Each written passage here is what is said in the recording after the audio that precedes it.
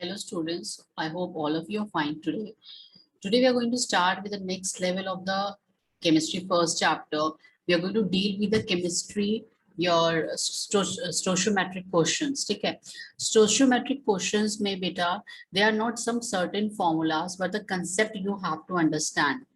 अब stoichiometric questions को अगर मैं basically बताऊं तो they are the unitary method questions.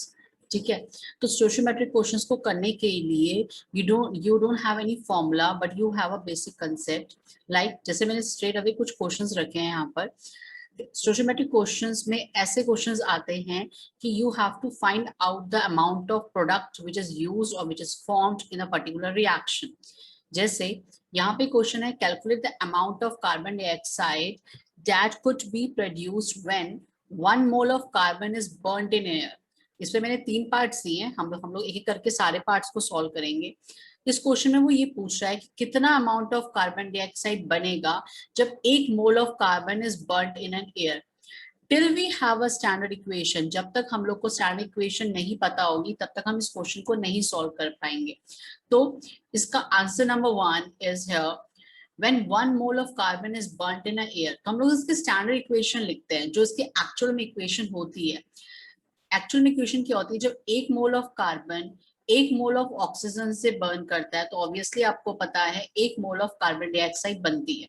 ठीक है, अब वो यहाँ कह रहा है कि 1 mole of carbon is burnt in air, तो कितना अमाउंट ऑफ कार्बन डाइऑक्साइड बनेगा.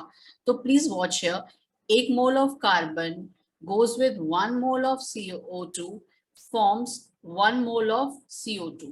मोल में तो 111 हमें दिख रहा है. अगर हम इसको इसके ग्राम्स में कन्वर्ट करें तो 1 mole of carbon means 12 gram, 1 mole of O2 means 32 ग्राम. ठीक है, 16 टू 32 ग्राम, 16 होता है ऑक्सीजन का mass. And CO2 is here carbon 12 and oxygen 32, O2 32, तो it goes to be 44 gram. ठीक है, तो इसका मतलब हम स्टैंडर्ड इक्वेशन से ही निकाल सकते हैं, जब 1 मोल कार्बन 1 मोल ऑक्सीजन से बर्न करेगा, नॉर्मल उन्होंने एयर लिखा हुआ है, तो कितना CO2 बनेगा. तो आंसर वुड बी 1 मोल और योर 44 ग्राम. ठीक है, तो कोई फॉर्मूला नहीं लगा, कुछ नहीं लगा, सिर्फ कंसेप्ट लगा है. तो you should be well versed with the reactions. ठीक है, now going with the second part.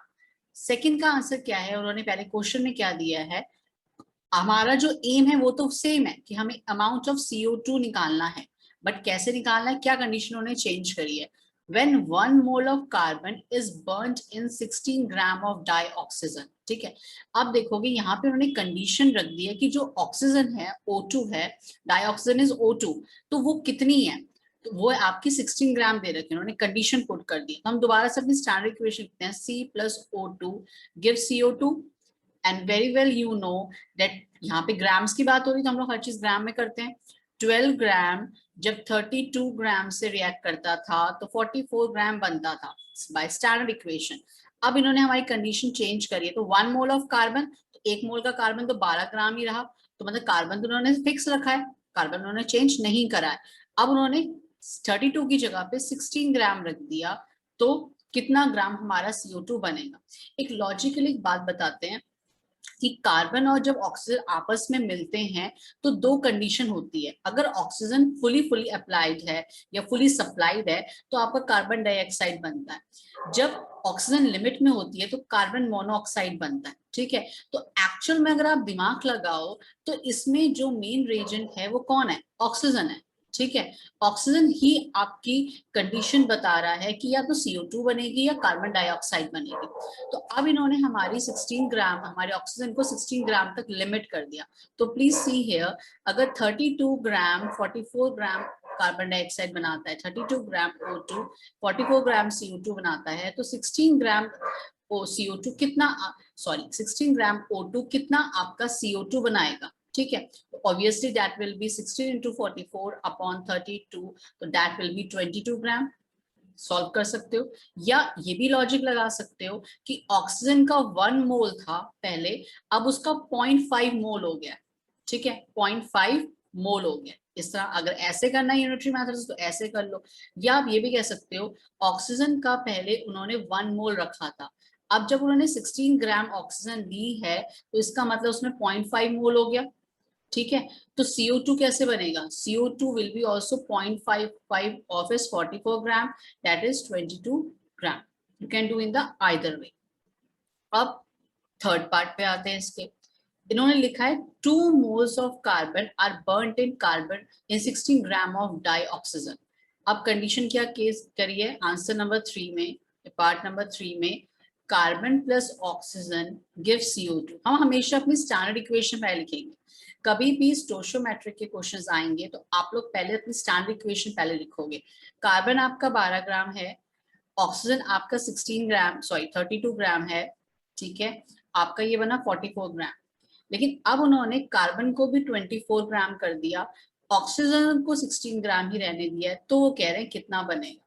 मैंने अभी थोड़ी देर पहले आपको समझाया था, this reaction depend upon the quantity of the oxygen that is being supplied.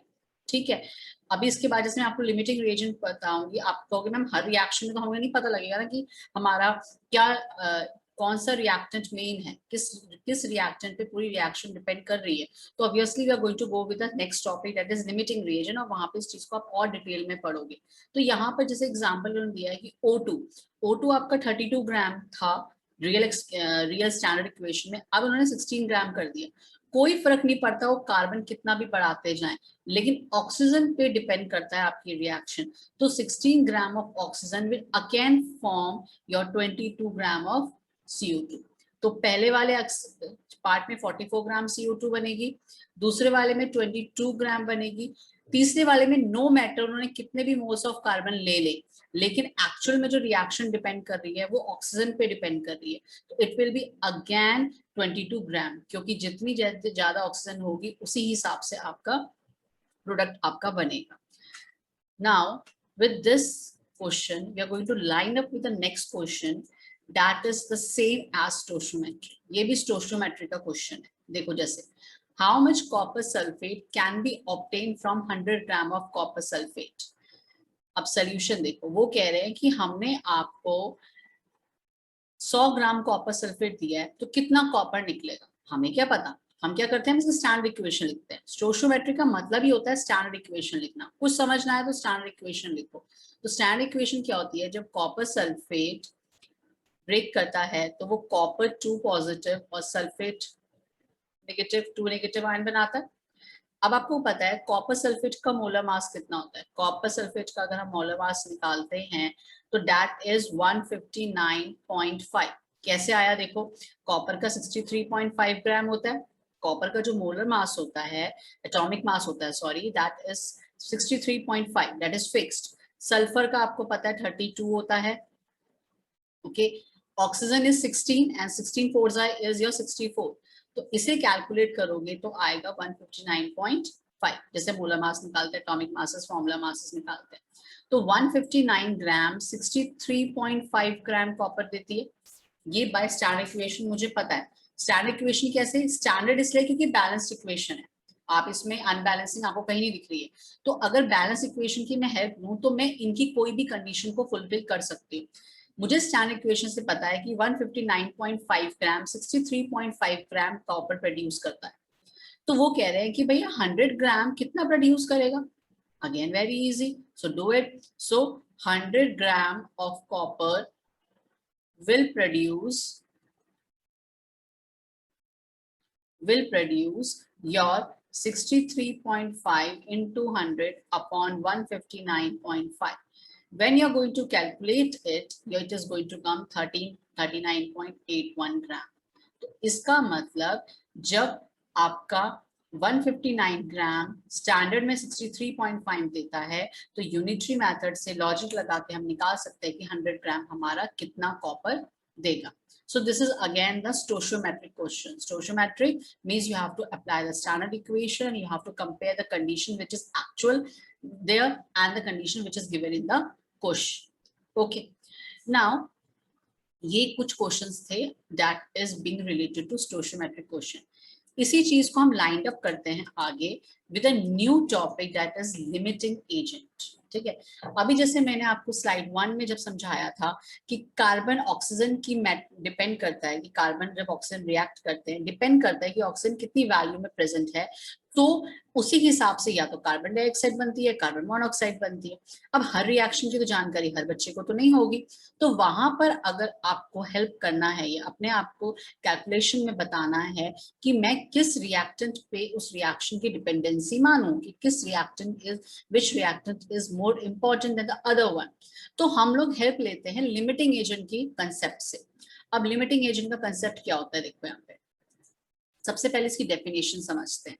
Limiting agent is the reactant, please note this word reactant, product नहीं कह रही हूँ, सिर्फ रिएक्टेंट कह रही हूँ। कौन सा ऐसा रिएक्टेंट है विच is used in excess is called a limiting agent. जो रिएक्टेंट सबसे ज्यादा रिएक्शन में यूज होता है या जिसकी कमी हो जाती है, हमें वो ज्यादा चाहिए होता है और हमें कम दिया होता है, तो वो हमारा लिमिटिंग एजेंट होता है। जैसे A प्लस बी है गिव्स C प्लस डी, ठीक है, तो या तो A लिमिटिंग एजेंट होगा या तो B होगा।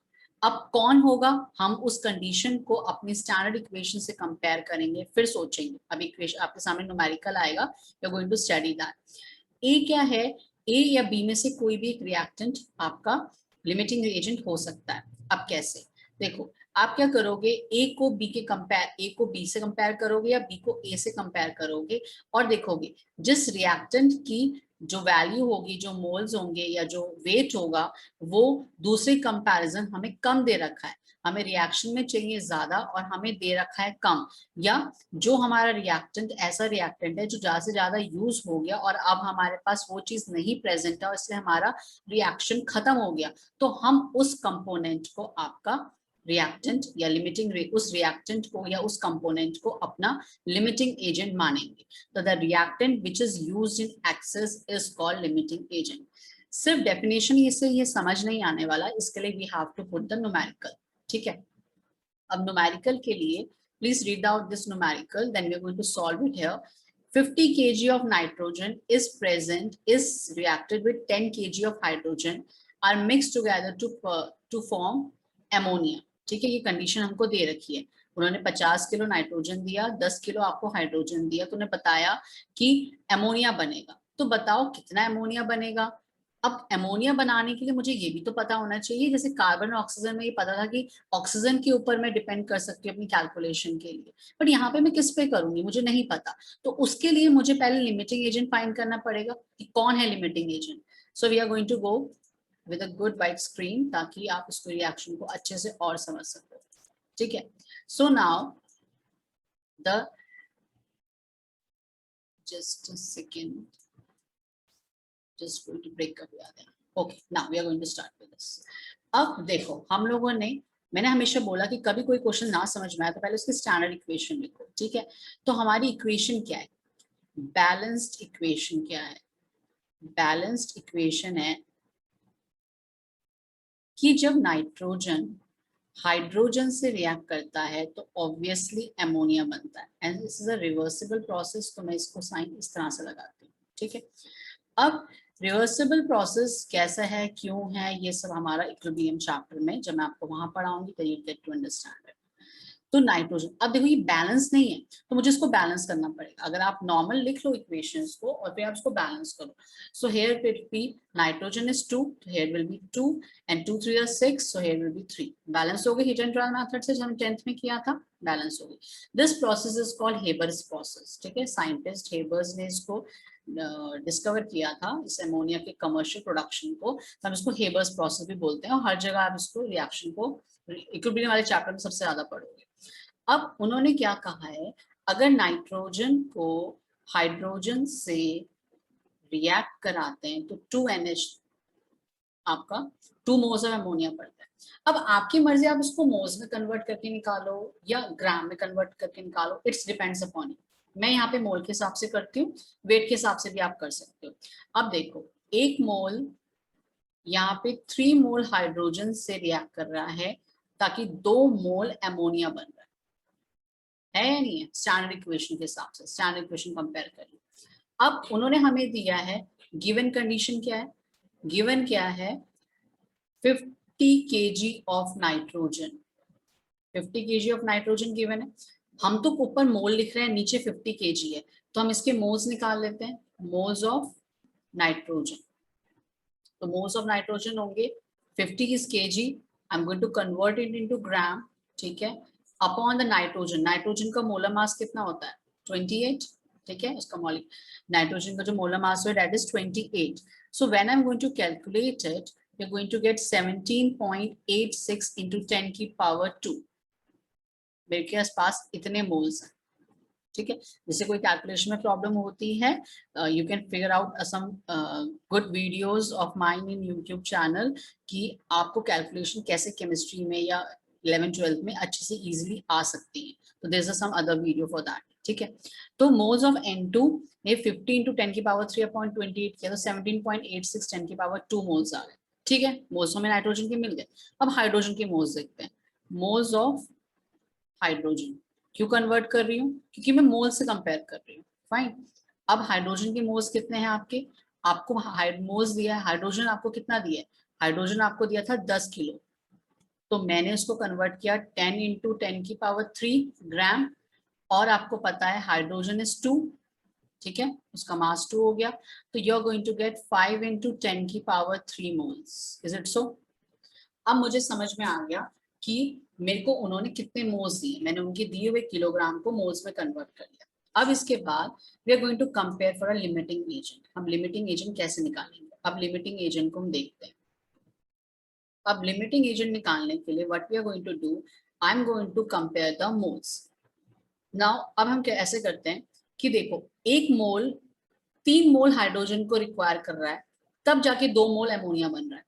तो अब यहाँ करते हैं, अब एक मोल को अगर 3 मोल हाइड्रोजन चाहिए, तो नाइट्रोजन कितने मोल्स हमारे पास हैं 17.86, so number of moles required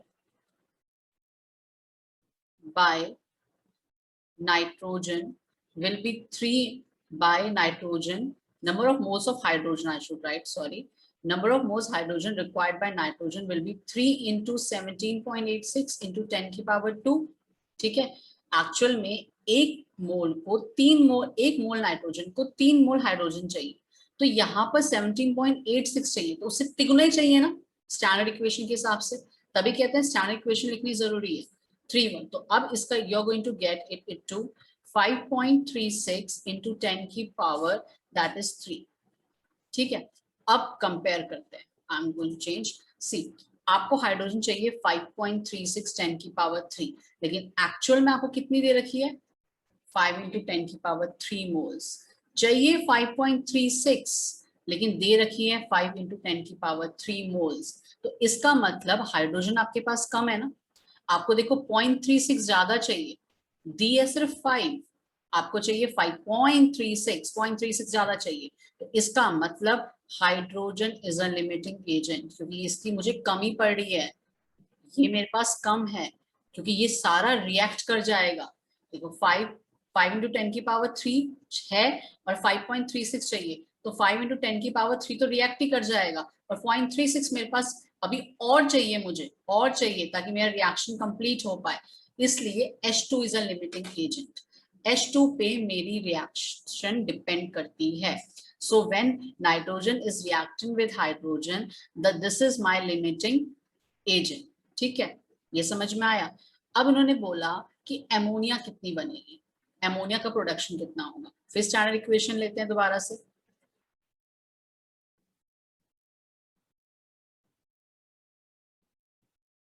ठीक है। अब देखो इसको तो हटा ही दो अपनी थ्योरी, अपने सब चीजों से, क्योंकि भाई ये तो लिमिटिंग एजेंट नहीं है, मेरा मेन एजेंट कौन है, यही है, इसी पे डिपेंड करिए, जितनी ज्यादा आप हाइड्रोजन डाल रहे हो उतनी ज्यादा ही अमोनिया आ रही है। ऑफकोर्स मैं ये नहीं कही नाइट्रोजन की वैल्यू नहीं है, ऑफकोर्स वैल्यू है, but for the being of calculating the production of this ammonia, hydrogen is my limiting agent। तो अब देखो 3 moles 2 moles ammonia निकालता है, 3 moles of hydrogen ऐसे लिखते हैं, ठीक है, इसको ऐसे लिखते हैं just like a small kids, 3 moles of hydrogen 2 moles of ammonia निकालता है, ठीक है। तो आपके पास गिवन है 5 into 10 की पावर 3 हाइड्रोजन, तो कितना अमोनिया निकलेगा, वेरी इजी ना, तो that will be amount of ammonia is equals to 5 into 10 की power 3 into 2 upon 3. This is the one. So what you're going to get? You are going to get the formula of 56. It will be 10 की power 4 upon 3. और if you're going to calculate it, ठीक है, हम यहाँ पे इसको calculate भी करते हैं. देखो, when you're going to calculate it, ठीक है, I'm going to calculate upon 1 0 0 0 and 1 0 divided by 3. So you're going to get the value as 3.3 your moles. ठीक है, इतने मोल्स आपको अमोनिया मिलेगा. Clear?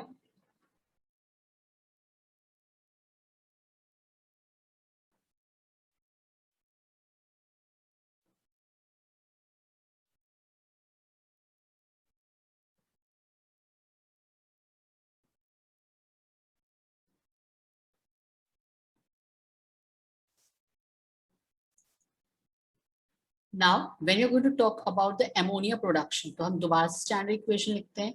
N2 3H2 gives 2 moles of ammonia. ठीक है, अब देखो एक मोल, अब नाइट्रोजन को तो अपनी थोड़ी सी हटा दो क्योंकि भैया हम लोगों ने हाइड्रोजन पे देखा, हम प्रूव कर दिया कि हाइड्रोजन लिमिटिंग एजेंट है. तो you know 3 moles of hydrogen produce 2 moles of ammonia. ठीक है, कितना प्रोड्यूस करता है. तो अब 3 मोल्स की जगह हमें क्वेश्चन में कितना पता लगा था, आपका 5 into 10 की power 3 moles of your hydrogen. तो 5 into 10 की पावर 3 मोल्स ऑफ हाइड्रोजन कितना एमोनिया प्रोड्यूस करेंगे. That will be obviously 2 into 5 into 10 की पावर 3 upon 3. यही होगा. So if you are going to calculate it, will be 10 की power 4 upon 3 और it will be 3333.33. ठीक है, इतना मोल्स आपका अमोनिया निकलेगा. लेकिन मोल्स में अच्छा नहीं लगा, चेंज कर लेते हैं. तो amount of ammonia will be in your grams or something, that will be 3333.33 into your ammonia का molar mass कितना 17. So you're going to get as 56.6 something gram. ठीक है, yeah, calculation. So this is all for the limiting agent. But limiting agent के questions आपके symbolic form में भी आते हैं, तो हम लोग उसको भी एक questions को try करते हैं. ठीक है, I'm going to put forward one more question in front of you that you're going to do. Okay, now next one. Next question is this. अब ये क्वेश्चन भी मोल कंसेप्ट लिमिटिंग कंसेप्ट को बहुत अच्छे से क्लियर करता है. कैसे? इसे क्वेश्चंस को हम यहीं पे सॉल्व करेंगे. देखो, हमें रिएक्शन क्या दे रखा है कि A B2 से, B2 is your, here I should write 2 here. ठीक है, आपका सुपरस्क्रिप्ट में नहीं सबस्क्रिप्ट में है ये. ठीक है, तो जो आपका A का एटम है वो B के एक मॉलिक्यूल से रिएक्ट करके AB2 बनाता है. ठीक है, suppose this is your symbolic reaction. अब आपको अलग अलग कंडीशंस दिए और आपको अलग अलग कंडीशंस में ये समझना है कि कौन सा लिमिटिंग एजेंट है. फाइन, कभी कभी ऐसा होता है कि एक रिएक्शन में अलग अलग कंडीशन में अलग अलग लिमिटिंग एजेंट निकलते हैं, हमेशा ये नहीं फिक्स होता है. So that's why I put forward this question. अब कैसे देखो, A plus B2 gives AB2. This is our reaction. अब इसका मतलब एक एटम एक मॉलिक्यूल के B से, A का एक एटम B के एक मॉलिक्यूल से रिएक्ट करके पूरा एक AB2 का एक मोल बना रहा है. ठीक है, हम प्रोडक्ट साइड को हटा देते हैं, हम रिएक्टेंट साइड पे ध्यान करते हैं. अब उन्होंने मुझे फर्स्ट कंडीशन क्या दी है, 300 एटम्स 200 मॉलिक्यूल से रिएक्ट कर रहे हैं. ठीक है, यहाँ देखो एक एटम एक मॉलिक्यूल से रिएक्ट कर रहा है, तो यहाँ 300 एटम 200 मॉलिक्यूल से रिएक्ट करेंगे, तो 300 atoms are reacting with 200 molecules. ठीक है, तो इसका मतलब 300 में से जो 200 एटम्स हैं वो तो पूरा 200 मॉलिक्यूल से रिएक्ट कर जाएंगे. ठीक है, पूरा 200 मॉलिक्यूल से रिएक्ट कर जाएंगे. अब अगर बाय चांस कंफ्यूज हो रहा है कि एक तरफ एटम एक तरफ मॉलिक्यूल है, अगर कंफ्यूजन हो रहा है तो छो अब उसको और कन्वर्ट करते हैं, कैसे देखो, A plus B2 gives AB2। अब उन्होंने मुझे दिया 300 एटम्स, 300 एटम्स रिएक्ट कर रहे हैं 200 मॉलिक्यूल से, तो 200 मॉलिक्यूल्स को मैं 400 एटम लिख सकती हूँ, ठीक है। अब बताओ 300 वाला 400 से रिएक्ट कर रहा है, यहाँ पर एक वाला एक एटम दो एक मॉलिक्यूल से रिएक्ट कर रहा है, तुम्हारा 2 एटम से रिएक्ट कर रहा है, एक मॉलिक्यूल का मतलब क्या हुआ 2 एटम, तो ए का एक एटम बी के 2 एटम से रिएक्ट कर रहा है, तो यहाँ पे 300 वाला 400 से अगर रिएक्ट करेगा तो 300 का 300 से तो कंज्यूम हो गया, खाली क्या बचेगा आपका बी पार्ट, आपका इसमें 100 एटम्स आपके रह जाएंगे बी के, 100 जो 100 एटम्स बी के होंगे वो यूजलेस रह जाएंगे, अभी वो यूज नहीं हो पाएंगे क्योंकि ए के 300 ने बी के 300 से तो कवर अप कर लिया, ठीक है। तो अभी ए तो पूरा खत्म हो गया और बी आपका बच गया, इसका मतलब पहली वाली कंडीशन में ए आपका लिमिटिंग एजेंट है क्योंकि वो पूरी तरह से कंज्यूम हो चुका है। फाइन, दो तरह से कर सकते हैं इस क्वेश्चन को, रिपीट करते हैं। एक एटम ए का एक एटम बी के एक मॉलिक्यूल से रिएक्ट कर रहा है, 1:1 हो रहा है, एटम टू मॉलिक्यूल का रेशियो क्या है, एटम अपॉन मॉलिक्यूल का रेशियो है आपका 1:1, ठीक है, 1:1 चल रहे हैं लोग। अब फर्स्ट कंडीशन में 300 एटम्स 200 मॉलिक्यूल से रिएक्ट कर रहे हैं, तो 300 में से 200 तो 200 के जो एटम्स हैं वो 200 मॉलिक्यूल से रिएक्ट कर गए, ठीक है, 200 एटम्स 200 मॉलिक्यूल से रिएक्ट कर गए, तो अब बचे कितने, ठीक है, अब बचे कितने। Now the second question that we are going to do for the limiting agent is a symbolic type of question, ठीक है। इसमें आपको क्या दे रखा है कि A का एक एटम B के एक मॉलिक्यूल से रिएक्ट करके AB2 बनाता है, ठीक है। तो अगर हम इसका रेशियो देखें, ठीक है, यहाँ पे इसका रेशियो देखते हैं, रेशियो किस फॉर्म में, ठीक है, atom of A react with molecule of B, देखो दोनों चीज अलग है, एटम ऑफ ए एक एटम बी के एक मॉलिक्यूल से रिएक्ट करता है, मतलब एटम और मॉलिक्यूल का जो रेशियो है वो 1:1 है। अब इन्होंने फर्स्ट क्वेश्चन में हमें क्या दिया कि 300 एटम्स 200 मॉलिक्यूल्स ऑफ बी से रिएक्ट कर रहे हैं, 300 एटम्स ए के 200 मॉलिक्यूल से बी से रिएक्ट कर रहे हैं। अब हमारा 300 atoms 200 molecules of B, 300 atoms of A react with 200 molecules of B, ठीक है। अब इसके बाद तो 300 में से, क्योंकि इनका रेशियो क्या है 1:1 है, तो 300 में से 200 तो 200 से रिएक्ट कर जाएंगे, ठीक है, 200 atoms of A 200 molecules of B से रिएक्ट कर जाएंगे क्योंकि 1:1 चल रहा है, देखो यहाँ पर, ठीक है। तो इसका मतलब ए जो लेफ्ट हो जाएगा वो 100 है, 300 में से 200 तो आपके रिएक्ट कर गए ए के, तो 100 बच गए, 100 जो हो गए लेफ्ट आउट हो गए, इसका मतलब बचे हुए हैं, तो ए तो मेरा लिमिटिंग एजेंट हो नहीं सकता, जो बचता है वो लिमिटिंग एजेंट नहीं होता, लिमिटिंग एजेंट कौन होता है, जो खत्म हो जाता है, और बी तो पूरे के पूरे खत्म हो चुके हैं, तो इसके लिए जो फर्स्ट केस उन्होंने मुझे दिया इस टाइप में बी मेरा लिमिटिंग एजेंट होगा, क्योंकि एटम्स ए के पूरे खत्म नहीं हुए हैं लेकिन बी के पूरे खत्म हो चुके हैं बिकॉज ऑफ 1:1। अब सेकंड कंडीशन में आते हैं, 2 mole of A react with 3 mole of B, अब मोल की बात हो रही है, फिर चले जाते हैं अपने स्टैंडर्ड इक्वेशन में। अब अगर स्टैंडर्ड इक्वेशन में मोल का देखते हैं तो 1 mole of A react with 1 mole of B, standard equation का इनका भी रेशियो 1:1 है, ठीक है। अब इसमें 2 मोल दे रखे हैं ए के, 3 मोल बी से, तो रेशियो 1:1 है, तो 2 मोल ए 2 मोल बी से रिएक्ट करेंगे, 2 mole of A will react with 2 mole of B, तभी तो रेशियो आपका 1:1 आएगा, क्योंकि हमें रेशियो को सेम रखना है ना, हम स्टैंडर्ड इक्वेशन से कंपेयर कर रहे हैं। इसका मतलब 2 मोल ए 2 मोल बी से तो रिएक्ट कर गया, लेकिन इसका 2 पूरा खत्म हो गया, इसका 3 में से 2 खत्म हो गया, तो एक बच गया, 1 मोल लेफ्ट हो गया, तो इसका मतलब इस केस में लिमिटिंग एजेंट क्या है, ए है, क्योंकि वो पूरा कंज्यूम हुआ है।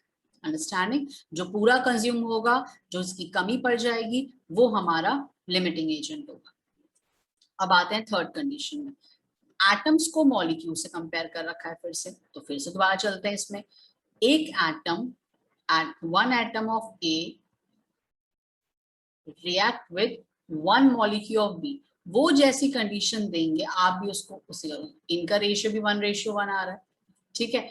अब 100 एटम्स ने 100 मॉलिक्यूल से रिएक्ट कर लिया, तो ये तो 1:1 ऑलरेडी हो गया, तो इसका मतलब इसमें ये भी खत्म, ये भी खत्म, दोनों खत्म हो गए। तो इस केस में नो लिमिटिंग एजेंट, दोनों ही इक्वली इंपॉर्टेंट, ठीक है। So this was the question on limiting agent.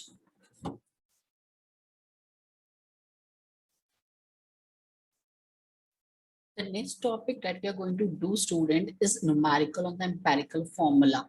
कि आपने empirical formula को खुद बनाना सीखना है। आपको कुछ conditions, कुछ डेटा दे रखा होगा, रॉ डेटा, एंड उसको आपने एक एम्पेरिकल फॉर्मूला में कन्वर्ट करना है। तो पहले तो समझते हैं कि एम्पेरिकल फॉर्मूला क्या होता है। आप लोग जब क्लास 9th में थे, आप फॉर्मुलेस बनाते थे, you were given the concept of valency और आप फॉर्मूला क्रिएट करते थे, ठीक है। जैसे फॉर एग्जांपल हम क्लास 9th का अगर एक छोटा सा एग्जांपल ले, तो वो क्या था कि जैसे I have to create the formula of your Mg, magnesium chloride. तो magnesium is your valency +2 and chlorine is valency -1, so you used to form the formula MgCl2.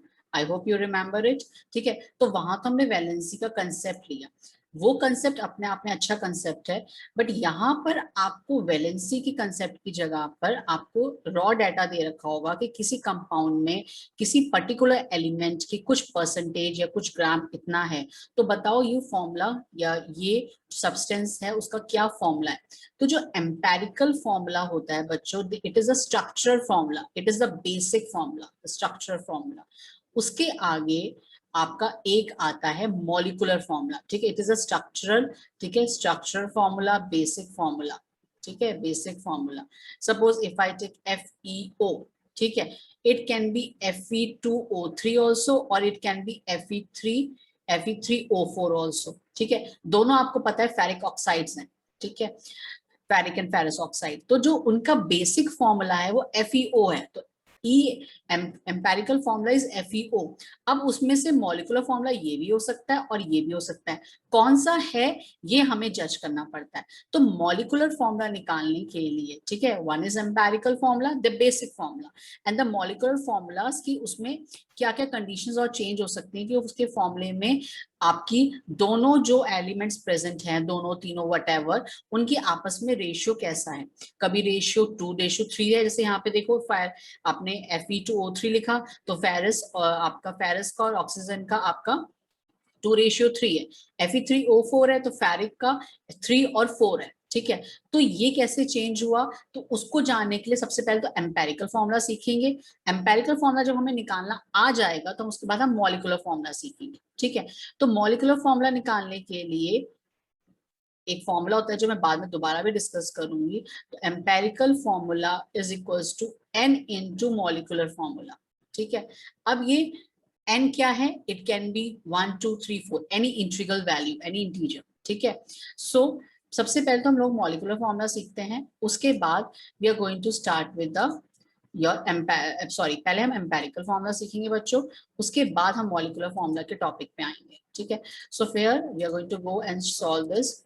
I have kept in this a type of a box for you ताकि आप लोग conveniently सीख सकें। Suppose I give you an question कि आपके question में दो, आपके कंपाउंड में दो एलिमेंट प्रेजेंट है, Fe एंड ऑक्सीजन, ठीक है। Fe का परसेंटेज मैंने आपको दे रखा है, that will be given in your question 69.9 ग्राम, ठीक है। ये 69.69% मैं परसेंटेज में कन्वर्ट कर रही हूँ। उसके बाद आपका ओ जो है that is 30.1। Suppose I taken question for you, ठीक है। इसमें आपको जो परसेंटेज दे रखी है आप उस परसेंटेज को रखोगे, क्लियर। अगर आपको ग्राम में दे रखा है तो भी कोई इशू नहीं है, आप अमाउंट रख लो, अगर आपने परसेंटेज में दे रखा है परसेंटेज लिख लो। तो ये आपके सिंबल्स हुए, ठीक है, ये आपके सिंबल्स हुए, ये आपकी परसेंटेज हुई। इसके बाद क्या करते हैं, थर्ड कॉलम में क्या लेते हैं, इसका मोलर मास लेते हैं। अब आयरन का जो मोलर मास होता है दैट इज 55.9, 60 के बराबर होता है, 55.9 विल टेक प्रिसाइजली, ठीक है। And the oxygen you know that is 16, exactly 16, हम 16 ले लेते हैं, फाइन। इसके बाद हम लोग निकालेंगे इसका सिंपल रेशियो, सिंपल रेशियो, ठीक है। या आप सिंपल रेशियो को बाद में कैलकुलेट करना चाहोगे तो सिंपल रेशियो हम बाद में कर लेंगे। सबसे पहले हम लोग इसका बेसिक एटॉमिक रेशियो निकालते हैं कि भैया एटॉमिक रेशियो कितना है, एटॉमिक रेशियो। तो एटॉमिक रेशियो के लिए कुछ नहीं करना, एटॉमिक रेशियो को जो भी उसकी परसेंटेज गिवन है उसको उसके एटॉमिक मास से हम डिवाइड करेंगे। तो 69.9 divided by 55.9, so you're going to calculate this, and 30.1 divided by 16, ठीक है। इन दोनों को अगर आप करते हो तो अगर आप इन्हें कैलकुलेट करोगे तो इसका आ रहा 1.25, फाइन। और 30.1 को अगर 16 से डिवाइड किया दैट इज कमिंग 1.88, क्लियर। अब ये तो कोई सिंपल रेशियो तो है नहीं, इट इज 1.25 एंड 1.88। अब एटॉमिक रेशियो के बाद एक नेक्स्ट कॉलम और इंपॉर्टेंट हो जाती है that is simple molar ratio, simple molar ratio. अब वो कैसे निकलती है, जो भी आपकी वैल्यू एटॉमिक रेशियो में आई है और उसमें जो सबसे छोटा वैल्यू, छोटे यहाँ पे दो ही तो है, 1.25 है और 1.88 है, तो सबसे छोटे वाले से आप डिवाइड करोगे। 1.25 divided by 1.25, obviously you are going to get 1 here, ठीक है, होल रेशियो, होल रेशियो, ठीक है। And 1.88 divide by 1.25, you are going to get 1.5, ठीक है। अब ये फिर भी होल रेशियो नहीं आया। अब इसको कभी भी आपने फॉर्मूले में देखा नहीं होगा कि Fe2O 1.5 लिखा है, ठीक है, it is always converted into whole ratio. तो 1 को हम लोग क्या करते हैं, इनटू 2 कर देते हैं, तो ये 2 हो जाएगा। 1.5 को इनटू 2 करोगे तो ये 3, you can multiply with in common value, ठीक है। तो मेरा फॉर्मूला क्या आया, Fe क्या मेरा 2 एटम्स आए, ऑक्सीजन के हमारे 3 आए, तो मेरा एम्पेरिकल फॉर्मूला क्या बन गया, Fe2O3, एम्पेरिकल फॉर्मूला, ठीक है। ये मेरा एम्पेरिकल फॉर्मूला भी है इस केस में। और इस केस में अब आप ये कहोगे मैम क्या ये मॉलिक्यूलर फॉर्मूला में कन्वर्ट हो सकता है, तो उसका हम लोग को एक पर्टिकुलर फॉर्मूला डिसाइड कर अभी करेंगे, उसके हिसाब से करो। तो फिलहाल तो ये मेरा एम्पेरिकल फॉर्मूला आया है, ठीक है, Fe2O3। और इस केस में ये मॉलिक्यूलर फॉर्मूला भी है क्योंकि मेरे पास कोई पर्टिकुलर इंफॉर्मेशन प्रेजेंट नहीं है कि इसके मासेस में क्या फर्क है, जो एक्चुअल ऑब्जर्व्ड और कैलकुलेटेड मासेस होता है उसमें क्या फर्क है। तो फिलहाल हम लोग यहाँ पर इसको दोनों चीजों की तरह कंसिडर करेंगे, ठीक है। क्या करना है, रिपीट करते हैं। जो आपका परसेंटेज दे रखा है उसको आप उसके मोलर मास से डिवाइड करोगे, एक एटॉमिक रेशियोज आएंगे, उस एटॉमिक रेशियोज में से जितने भी आपके, अभी यहाँ पे सिर्फ 2 थे, अगर 3-4 जितने भी प्रेजेंट हैं उसको आप उसके सबसे छोटी वैल्यू से डिवाइड करोगे, उसको होल रेशियो में कन्वर्ट करोगे, ठीक है। अच्छा, अगर इसको और आगे चलते हैं, ठीक है, इसको एक वैल्यू और आगे लेके चलते हैं। मैंने एक बॉक्स और आपके लिए बना के रखा है, तो so I can do one more question with you, ठीक है, जिसमें I am going to check the example of your कि how you are going to convert empirical formula into your molecular formula, ठीक है। तो उसके लिए क्या होता है, molecular formula is equals to n into empirical formula होता है, ठीक है। अब कैसे n, अब suppose for example in a question there is a carbon and there is a hydrogen, I am giving example of this, एक carbon एक hydrogen है, इसमें कार्बन का जो आपको मास दे रखा है उस कंपाउंड में, या परसेंटेज दे रखी है, जो परसेंटेज दे रखी है ये आपका सिंबल हो गया और ये आपकी परसेंटेज होगी। जो परसेंटेज दे रखी है वो दे रखी है 92.32%, ठीक है। और जो H की दे रखी है वो दे रखी है 7.68। तो स्टेप्स तो वही हैं। उसके बाद क्या करोगे आप, इसका एटॉमिक मास लिखोगे, एटॉमिक मास। अब कार्बन का एटॉमिक मास कितना होता है, 12 होता है, और हाइड्रोजन का आपको पता है 1 होता है, ठीक है। आप इसके बाद डिवाइड करोगे, 92.32 divide by 12 equals to 7.68 divide by 1. So what you're going to get, you're going to get here 7.68 and here you're going to get 7.69, ठीक है।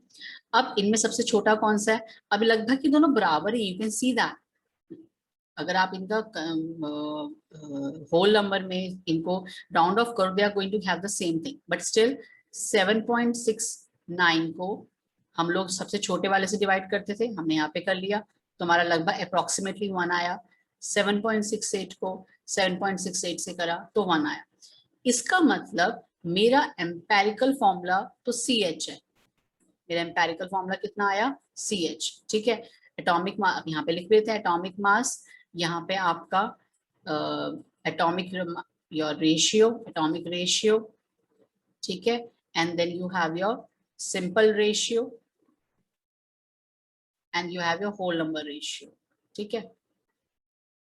अगर हेडिंग्स नहीं आ जाएंगी तो कोई इतना फर्क नहीं पड़ता, you have to just remember the concept और स्टेप्स। परसेंटेज को उसके एटॉमिक मास से डिवाइड, एटॉमिक मास से डिवाइड करने के बाद जो भी सबसे छोटा नंबर आएगा उसको उससे फिर से डिवाइड करना है, you are going to get it. तो यहाँ पर मेरा मॉलिक्यूलर फॉर्मूला आ गया CH, लेकिन CH तो आप जानते हैं अब CH में तो C और H के बीच में तो कितनी वेरिएशंस हैं कार्बन कंपाउंड्स बनाने की। तो अब इस क्वेश्चन में अगर बाय चांस, ठीक है, अगर by chance it has been given to you कि suppose the molecular formula of the compound, इस क्वेश्चन में अगर मैं ऐड करूं कि जो मॉलिक्यूलर फॉर्मूला है उस कंपाउंड का दैट इज 26, ठीक है, दैट इज 26, ठीक है।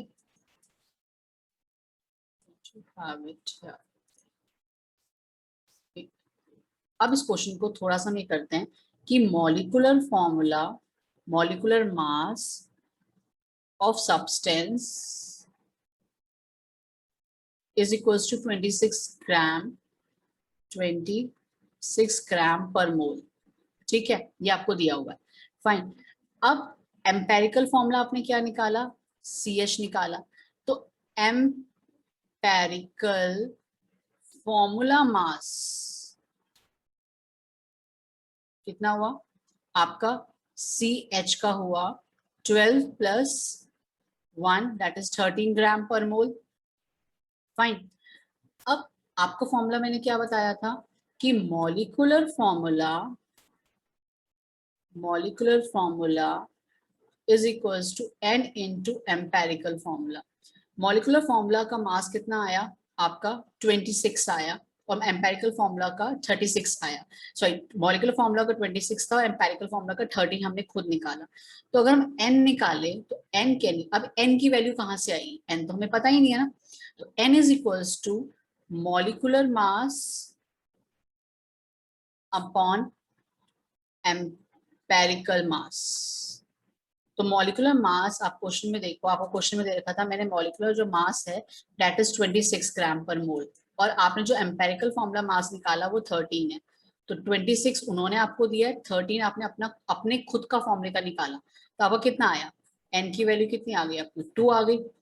इसका मतलब अगर मुझे मॉलिक्यूलर फॉर्मूला इस सब्सटेंस का निकालना है जो कंडीशन दे रखी है, तो empirical formula is equals to N into empirical formula. N मैंने आपके सामने 2 निकाला, एम्पेरिकल फॉर्मूला आपका CH था, तो दैट विल बिकम C2H2, आपका मॉलिक्यूलर फॉर्मूला क्या है C2H2, ठीक है। एम्पेरिकल फॉर्मूला निकालने के लिए बोलेंगे तो स्टेट अवे क्या करोगे, स्टेट अवे कुछ नहीं करोगे, इसी टाइप का आप चार्ट बनाओगे, बॉक्सेस बनाओगे, आप उसका एम्पेरिकल फॉर्मूला निकाल के दे दोगे। अगर वो मॉलिक्यूलर फॉर्मूला निकालने को कहते हैं तो ऑब्वियसली वो मॉलिक्यूलर मास या कुछ ना कुछ कंडीशन देंगे आपको, तो आप उनके मॉलिक्यूलर मास को अपने आए हुए फॉर्मूले की मास से डिवाइड कर देना, आपका N निकल आएगा। जब आपका N निकल आएगा तो उसके बाद आप you are going to put up this formula, ठीक है। So this was the end of the first chapter, but here one video will more be uploaded on my YouTube channel, that will be the mixing of your molarity and molality questions, ठीक है। उसमें कुछ और concepts भी आपको समझाए जाएंगे जो आपके JEE और NEET के लिए helpful होंगे, and that will be totally numerical based video, and so do watch it, and that video will contain your questions, numericals on the mixing of molarity and molality concept, and the whole sum of your numericals from the first chapter, ठीक है। So take care all of you, and do watch this video carefully, make your notes, any problem contact me.